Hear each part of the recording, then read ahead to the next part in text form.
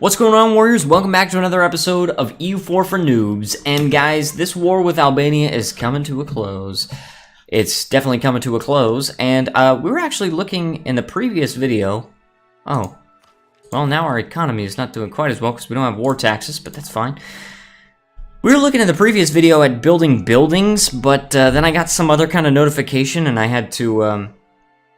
Oh yeah, it was the notification about inheriting Burgundy, which I never knew that I would be able to do. I never anticipated that. But you know, some weird things have happened in this game already, such as the fact that Poland just stayed allied with Lithuania, and they didn't actually form a personal union, which is bad for the both of them. But I don't know. Anyway, some weird things are going on. But we're looking at building some buildings, all right? So I basically want to build a building that's going to increase my money. Now, right now, I don't think I have enough money to be really kind of experimenting with where to build trade buildings. We're not really powerful enough. We need to increase our base amount of income for production and taxation. However, I want to see where the most effective place to do that would be. So if we build a production building there, it's going to increase it by 0.22, our income. 0.23 if we build a taxation building. So we're probably going to build that. Honestly, we could probably build both. We can also take a diplomatic idea. That's going to increase our colonial range by 50%. But we can get a bigger increase if we just wait for the diplomatic tech. In addition to the fact that we are a little bit behind time on... Or no, we're right on time on diplomatic tech, but we're ahead of time on the others. So, you know, there's that. We might want to hold off on the Diplo ideas for right now, even though it would be amazing to get that global settler increase. We're also going to focus on diplomatic power. All right, we're gonna actually focus on this because we need a lot of it, right? We need a ton because we've got an idea group, but we also have we also need to advance in tech more. And it's gonna Diplotech is just very, very useful for colonizers. This is very not only useful but important. All right, so we can also explore a little bit. Atlantic South America. So we can actually just explore these provinces here. By the way, what you can explore is determined by your colonial range. So when we actually get this increase of colonial range, we can explore more areas, right? Right now, we can only see this part of Africa right here, you know, and this part of like Brazil and Suriname and things like that, and the Caribbean islands. But if we get more colonial range, then we'll be able to, you know, see more. So, Barajones, yes, this is a mission that we want to take. We want colonial range plus 25%. We just got to discover that island. So we've really got to take this Diplotech, right? We've really got to take that.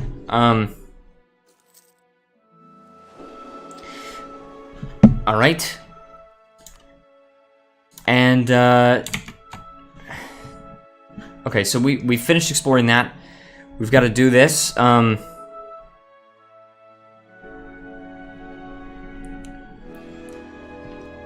I had to do that. I don't want to, like, edit two videos together, so... Anyway. Okay, we're actually losing a little bit of money. We're losing a tiny bit of money, right?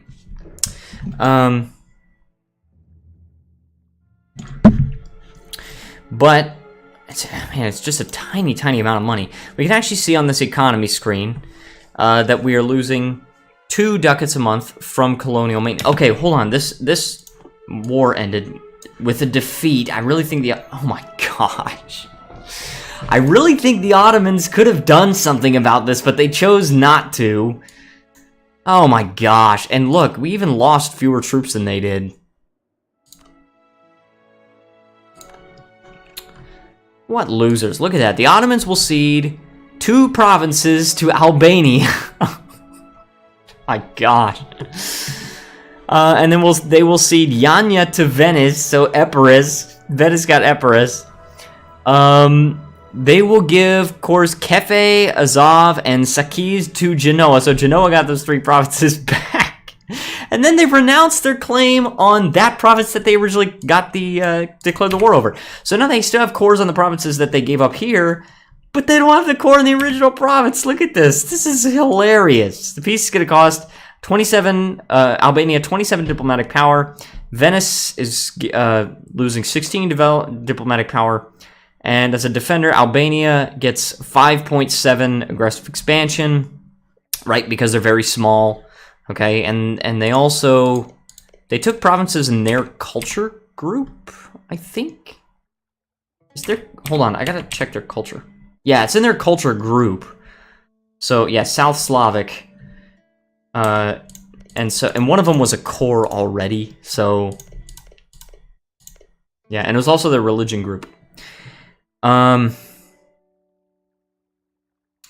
Venice gets a little bit of aggressive expansion. Albanians and allies get 12.1 prestige. The Ottomans loses 12.1 prestige. Venice gains 14 power production because they were allied, or they were rivaled. So that's the Ottomans currently. I really think the Ottomans needs to stop really focusing on you know, what they're doing right now. Stop focusing on Europe for a while. Just chill out with Europe, dude. I probably could have helped them if I wanted to. Oh, hold on. The quest for the New World. All right, so after the conquest of Granada, Spain was filled with veterans and warriors of the faith with nothing to do and many needs. Deeds and needs would be fulfilled as Cortez and Pizarro started out to conquer South and Central America. All these people became hacienda owners. I don't know what that is, guys. And trader barons of the New World, bringing the wealth both into their own pockets and the vaults of the Spanish treasury. So we could do a new Reconquista or... Oh, 50 military power either way. We either get an explorer, which we already have, or a conquistador, which I will be able to talk about. So we're going to do that. Do we have too many? All right, we have plenty of military leaders. We're good. All right, so I actually would like to send a small army, just of 3,000. We're gaining a tiny bit of money, but we really need to gain more, and we're going to build... we're going to lose some more money by building more, another army. We have an explorer. We're going to transport 3,000 troops over to the New World. And we're going to start hunting for the 7 cities of gold. That is what we're going to do, guys. We are going to do that. And that's basically a mission that conquistadors can do. You can actually only do it in North and South America. It's basically an automated exploration where you can find a lot of different things. The Fountain of Youth, you could find the Fountain of Youth. We're losing money now, which I expected. Okay.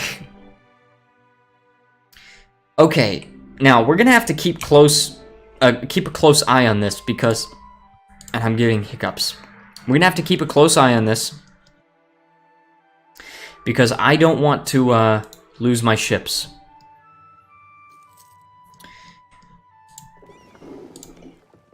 Okay, actually, oh, that would be a nice province to actually colonize. We can see some trade nodes there. Oh, we got an heir. Our heir is a 245. Not too bad, actually. Alfonso, that's fine. I don't really care too much about the name. We're also beginning to gain more money. And why? Because... Oh, hold on. We also need to mothball these forts. We're going to gain 2 ducats a month from that, actually. So, we're gaining money, right? That's how you take control of your economy. But why else? It's also because we've got a lot of autonomy that's now ticking down, right? We've got a lot of autonomy in here, and as the autonomy ticks down, we will then gain more and more and more money from this. Now see, 1.91. Let's see what we gain next month just from the autonomy reduction working. 1.88. We're making less. It'll happen over time, guys. And it could also be fluctuations in trade and stuff, so you can't always know exactly what's going on there. Okay, so we can actually set a rival. Who do we want to rival? We could easily rival Venice, but their naval power is just well beyond that of ours. Austria is actually very weak navally compared to us, kind of weak on land. But I think I'm actually going to rival Venice, because I want to destroy their navy eventually. And the only way we're going to fight Venice is with heavies, because they're going to beat us in galleys. We've got to take this Diplotech. Watch this. Boom. We're now ahead of time on Diplotech, and since we have this Explorer, we can actually explore more. Hold on, let me pause because I want to make sure our troops are okay and our ships are okay. Yeah. Oh, that could be bad. Let's explore more of the Caribbean Sea. Okay, so hold on. Do you see this? These guys are taking attrition. Why? Because they're out of range of our ports, and they've been away for a while, so they're starting to take more and more attrition. If they go down to 0, of course, then you just lose the ships. But we're going to take them to that. Oh. I don't know. Base tax, I guess. Free base tax. We're going to take them to that port, and then we're going to do this thing that says hunt for the 7 cities. Armies under orders to hunt for the 7 cities will automatically chart nearby unexplored provinces and search for the legendary 7 cities of gold. So we click that, and now these guys will automatically explore. All right, these are just automatic exploration, and I love that because you could just sit back and watch it happen, right? And also, stretching, sorry. Also, there's also a thing, like, if these countries are primitives, right, this is a native council government, they've got military tech 1, admin tech 2, and diplotech 2. They have not embraced feudalism even, right? We've got feudalism and the Renaissance. They don't even have feudalism, which means they have a technology penalty of, what, almost 100, I think. It's close to 100. Oh, more legitimacy or more prestige?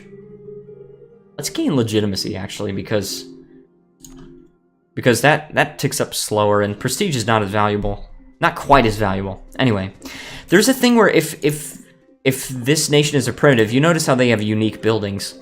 If this nation is actually considered a primitive, which is where they have over 100% tech penalty behind you, then you actually have automatic military access through them. Also, our Inquisitor died. Let's hire a different advisor here. Just level 1. Alright, and also this is an event here. The natives of this province, Bara, yeah. Not exactly been friendly to our expedition. The ones we met tried to steal our weapons during the night, and during the struggle 2 natives were killed. Our crew managed to flee over 100 miles in a day before they dared camp again. There are signs that the natives are after them once more, and they might find the strength to repeat the marathon march if encouraged. So, minus 50 admin power. I don't like that, but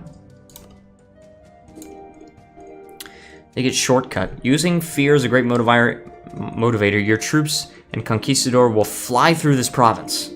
Oh, so they're actually moving faster in that province. Well, the minus 50 admin power was bad, but... And also, Austria did not get elected to be the emperor, because they only got 1 vote. Saxony got 2 votes. Now, the thing about emperors being elected, Holy Roman emperors, is that, let's see, I'm just looking at this. Okay, is that if the votes are tied, it's automatically in favor of the incumbent. So, you see, Austria has 2 votes, and Saxony, I think? Yeah, Saxony has 2 votes. Saxony is currently the emperor, so the election is right now. The incumbent of Saxony, they get elected. Boom, yeah. And we're also close to 800 splendor, and I get to explain the ages. That'll be nice. It's another thing I get to explain. Alright, we have now 6 cardinals, which is good. Oh, look at that! We've explored, we've discovered Cuba, Hispaniola, and Florida. Florida's awesome. Alright, we've finished exploring the Caribbean Sea, at least as much as we know how to get to. We're now going to explore the coast.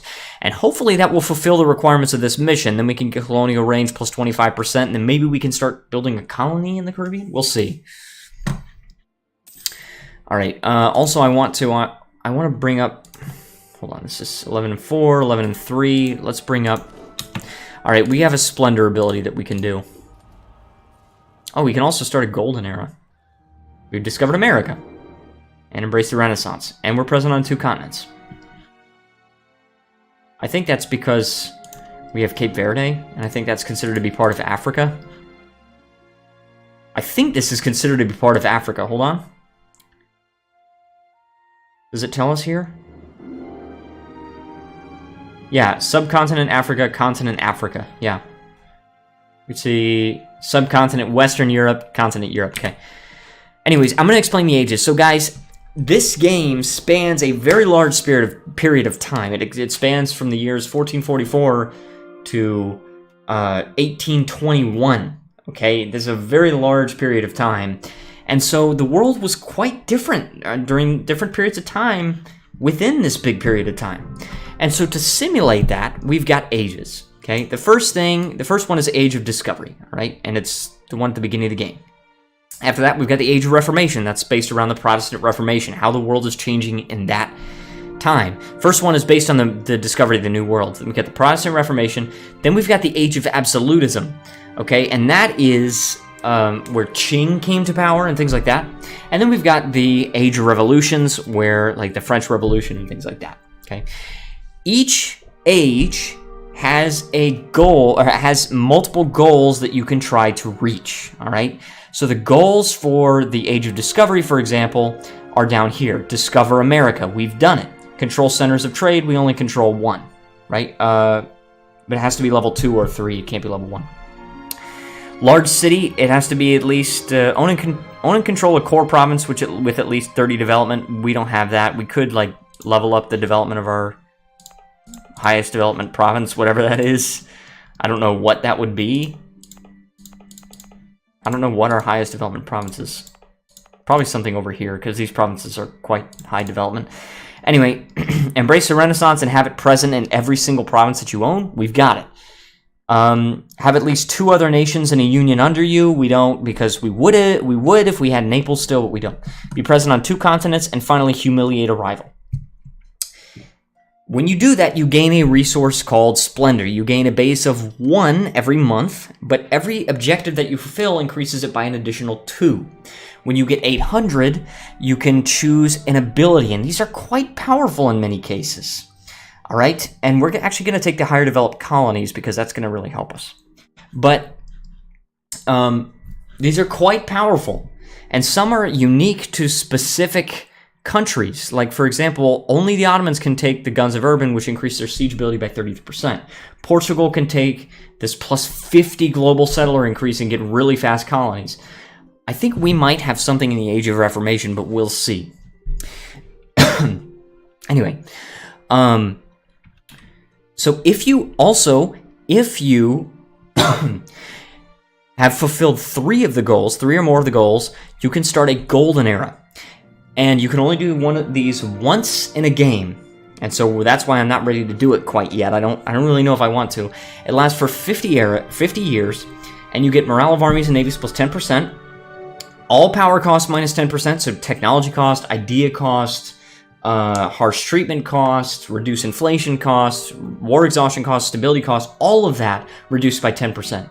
Goods produced plus 10%, so you're going to be gaining more money, and maximum absolutism, which is another a mechanic that is not in play yet, and it comes into play in the Age of Absolutism, which we will talk about when we get to that point, if this campaign goes to that point. I'm spending so much time on this, but anyway, so let's take a quick look at the bonuses that we can get.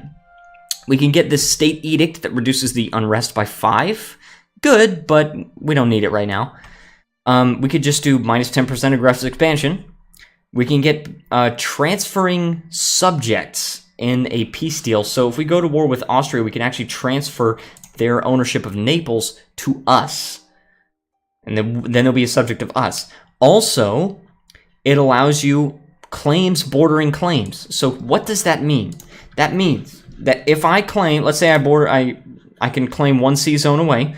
So I claim this province in Morocco, okay? Or I claim Tangiers, okay? I claim that. Then I can also claim Garb, okay? Because I actually still border the sea zone. But then I can actually claim Meknes because that's adjacent to a claim that I have, okay? And you can just chain claims together and just claim all these provinces. That's pretty cool. Then we've got improved war taxes. That's where just free war taxes. Just when you're out of war, you can reduce your maintenance for free. Then you've got cavalry armies, which is where you can have more cavalry in your armies without getting an insufficient support penalty, which we haven't talked about. Eventually, we might, if you request it. We're going to get higher developed colonies. That's what we're going to actually choose, and that's where every time you finish a colony, it gets +1 tax, production, and manpower. Okay? And then finally, there's adaptive combat terrain, which is +1 combat bonus in the terrain of your capital, which is so good, but I'm going to explain that. Our capital is Toledo. That's plains. If we look at this, that's all of these green provinces here are plains. That means when we're fighting in plains, the dice roll is going to actually be increased by 1 in every battle. As long as it's on plains, we get the +1. Now, if Paris took it, or if France took it, they would have it on farmlands. So they would not get it. Same with England if they got that. Austria, farmlands. The Ottomans, farmlands, right? Nobody else has plains. Many other countries just have farmlands as their capital, so if we're fighting them on plains, we could definitely win that. However, Reform Desire is 77%. When Reform Desire of Catholicism gets to 100%, there's a chance that Protestantism can spawn. When Protestantism spawns, we have 10 years before the Age of Discovery ends, and then we get the Age of Reformation. Okay? It's 10 years after the requirements have been fulfilled. All right, so we've discovered the Caribbean. We can increase our colonial range by 25%. Caribbean colony. Castile or their subjects of at least 1 fully colonized province in the colonial Caribbean colonial region.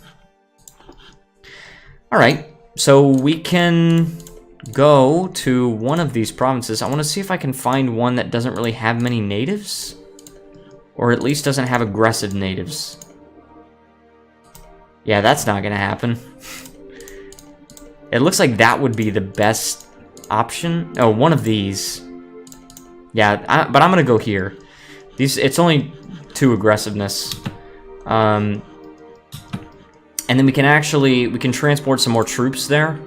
Oh, and I was good. Oh yeah, I'm recruiting a regiment there. All right, so I'm gonna just get 2 more infantry here, and what we're gonna do is when this colony in Cape Verde finishes, which is still kind of a long time, but when that finishes, then we're actually gonna send another colonist over here. Okay. Free. Okay, drunken whiskey thieves. I'm not going to read all these events because I'm reading too much here, but we get some free power of some kind. Could be admin power, actually. We might want admin power. We're focusing on Diplo power, right? We're going to have plenty of that. We might not always have enough admin power, so I'm going to actually get the admin power. Want to keep it relatively balanced. We've also got plenty of military power because we don't have an idea group in military, so we could just focus all of our efforts on the technology. Okay. Okay, so we've got these 2 infantry here. We're actually going to send them over. We have to actually send troops to protect a province, because if we don't, then when this... if the natives actually rise up on this province, then they're going to siege it down and they're going to reduce the colony size by 150. So, cool. We've discovered all the Caribbean coast, at least as much as we can see. Oh, West African Sea now. The Mamelukes have announced me as their new rival. Whoops. I'm starting to think we chose the wrong side of history here, because the Mamelukes are kind of standing strong, and... you know, hold on, what battle did we just have? Oh, we had a battle with the natives over here. Okay, that's fine. That's because these natives are really aggressive. When you actually go into an uncolonized province, the natives actually have a chance of just rising up against you. It might be based upon their aggressiveness. I'm not exactly sure. But as you can see here, this would be a 2% chance. But now it's a 1% chance because it's reduced by 50% because we have the trading policy. So we can actually take this admin idea, but do we want to? I think we do. Stability cost minus 25% is really good. The Spanish Inquisition is also going to be a good national idea. We're going to have to convert a lot of Protestant provinces. I don't think we're going to go Protestant ourselves, which means we're going to have to fight the Protestants. Okay, West African Sea, coast. Discover these provinces.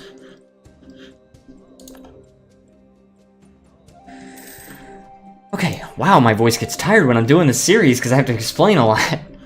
That'll get better over time. Venice has some rebels. Socinian heretics. Okay. Reform desire going up. Okay? It's unique. It's universal for the entire Catholic world. So all these Catholic nations are increasing reform desire. And there's basically no way that you can stop the Protestant Reformation. Technically you could. But it's extremely difficult, and it requires a coordinated effort of several players not playing Catholic nations.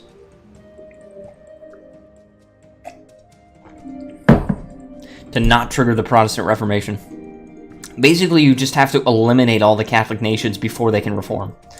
And that's very hard because look at all these Catholic nations over here. You got some very powerful ones, you got a lot of them. Right? Alright, what do we want here? More of the Caribbean Sea, apparently. Oh, because we increased our colonial range, didn't we? Did we? I don't actually know. Okay. Anyway, we can explore more of the Caribbean Sea. And, okay, so there actually is a maximum... Oh, I like this. Hold on a second. I get some money, and the clergy loses loyalty.